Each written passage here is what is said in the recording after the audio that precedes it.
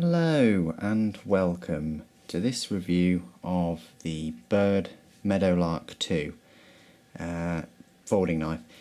If you remember a few weeks ago, probably a bit more, I did review this knife, the Byrd Cara 2. This is another knife that I purchased at the same time. It's kind of an offshoot of Spyderco. It's kind of like their value company. So we'll go straight in there with some specifications. The overall length of this knife is 6.8 inches or 17.3 centimeters. The blade length is 2.8 inches or 7.3 centimeters, and the cutting edge length is 2.3 inches or 6.1 centimeters, and it weighs about 2.4 ounces or 67 grams.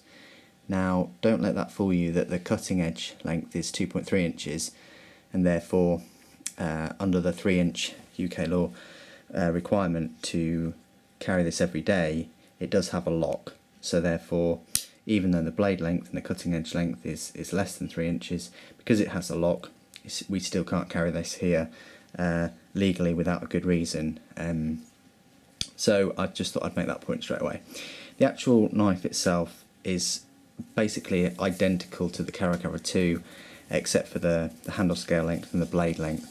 So it's still got the bi-directional textured FRN handle scales, and it's got the skeletonized liners. Probably can't see, but they are skeletonized at the top, and there's a few cutouts towards the base of the handle.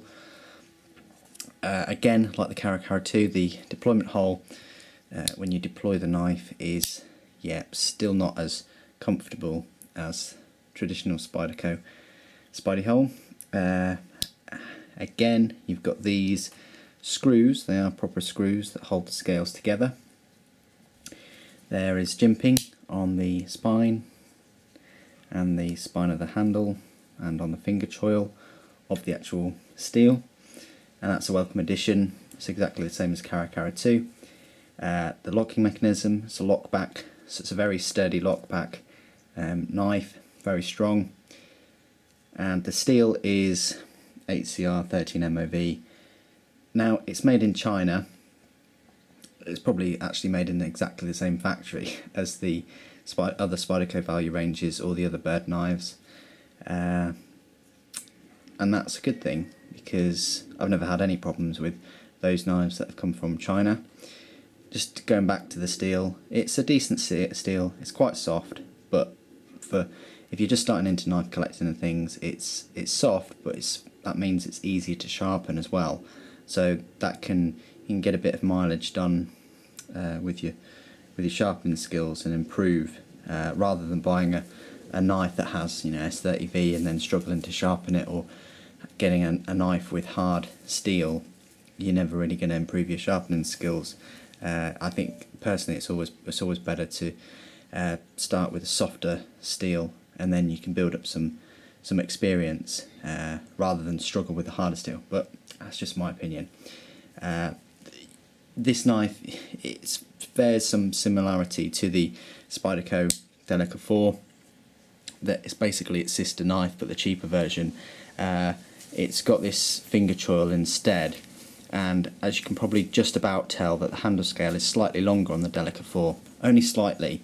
The ergonomics, it's not as comfortable as the Delica 4 if you hold it in your traditional default grip, and by that I mean your finger there and then the rest of the fingers to follow on. Your fingers feel a little bit pinched, and even more so if you were wearing gloves.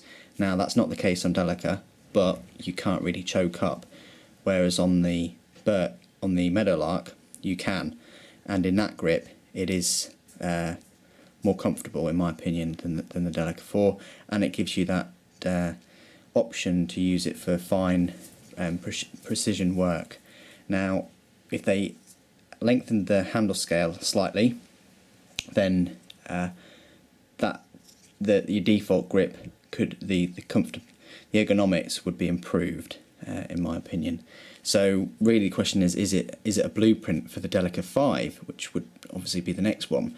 Well, yes and no. I think the Delica 5 would definitely benefit from that finger choil, but somehow keep the same length of the knife. I don't know how they're going to do it, but I hope they do, and if they can keep that same length scale, then in the default position you're not going to tell much difference that you can also choke up on. So I wish them well with that. I think I mentioned that it has got the 4-way pocket clip, 4-way positionable, and it's plain, and it's your standard clip that's basically the same as on a Delica look. Pretty much exactly the same, but without this black coating, and it doesn't have a logo. It's got this R on there, and I think that's just on all the Byrd knives. So, time for me to do some size comparisons. Well, I've already shown you the Delica 4. It's basically the sister knife, but another Byrd knife that you might want to think about, is because it's very, very cheap as well. And I haven't yet mentioned the price. I think probably now is a good time.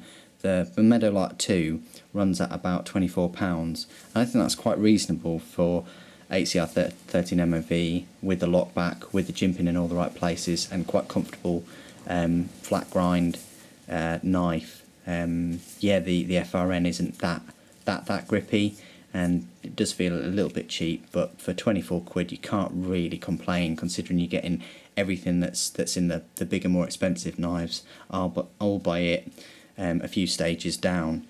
So the other knife that you might want to think about that is UK legal to carry is, and it is flat ground as well, again made in China.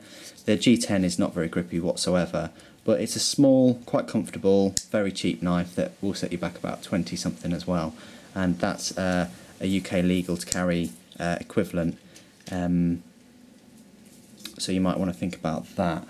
It's very similar size as well. Compared to the Caracara 2, obviously it'd be like comparing a Delica to an Endura or an Endura. They're basically very similar, just different size scales and blade lengths.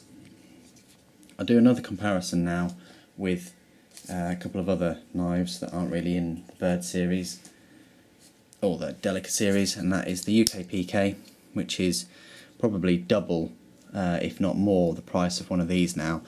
But it is made in America, and it does have better steel, and it's more of a much more of a comfortable knife, and UK legal. So I do like to push that knife a lot, because I don't think you can get much better than the UK PK. It's also lighter as well, believe it or not. It's lighter. Another one is the I think this is the Persistence. The Ambitious is the really small one, but this is the Persistence, and it's another value range knife, running in at about £30 odd, so a bit more, but you do get this G10, and you do get a liner lock. I'm not going to start a debate on which is stronger, liner lock or back lock. Personally, I would think that a back lock is, but there are mixed opinions on that, and it depends which companies, because some do better locks than others. Anyway, I've waffled on for far too long. I thought I'd just do this review of the Meadowlark 2, because I've had it quite a while. I've been using it. You know what I'm like. I buy a knife and I use it for a while, and then I make a review, and I think that's a fair way of doing things, rather than just buying one and then doing a review the very next day.